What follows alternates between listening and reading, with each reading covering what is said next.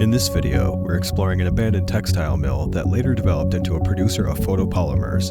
Like many other mills, it was built in the 1800s during the booming industrial era and provided a vital source of employment to the small town it served. It managed to survive into the early 2000s before closing its doors for good.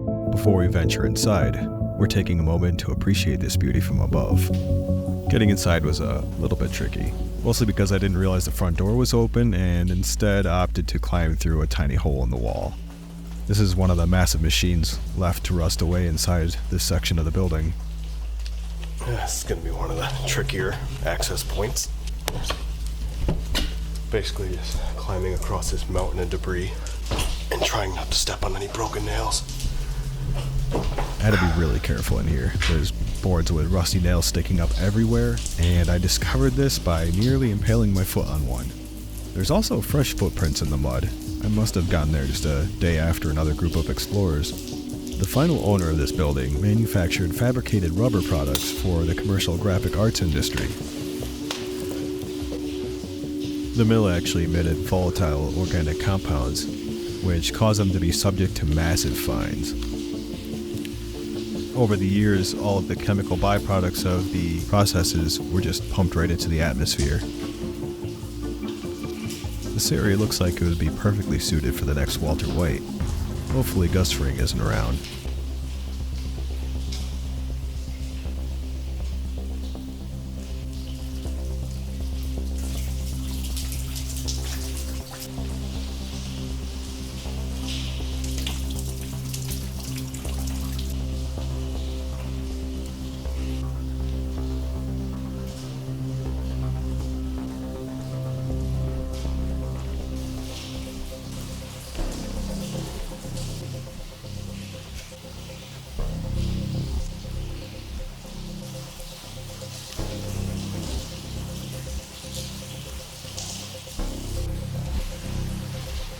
I'm glad this main area is all cement. Floors obviously stable in here. But some of the other side buildings are just an absolute death trap. The water damage in here is just unreal.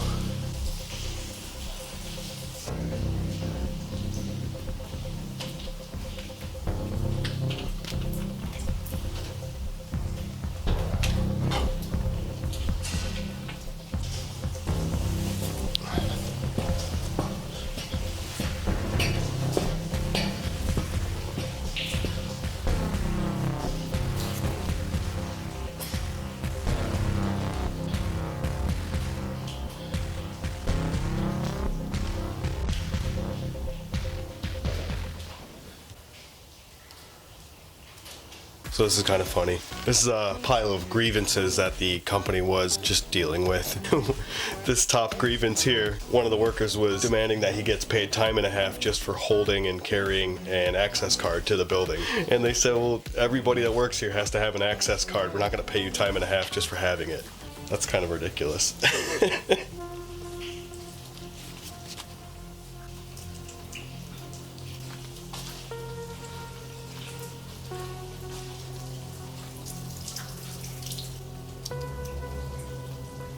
So this is kind of what I'm talking about here. The water damage has just completely destroyed most of these floors. If I had somebody here with me, I might take my chances and go across here, but on the off chance that something gives out under me, I don't feel like risking my life right now. Maybe I'll come back.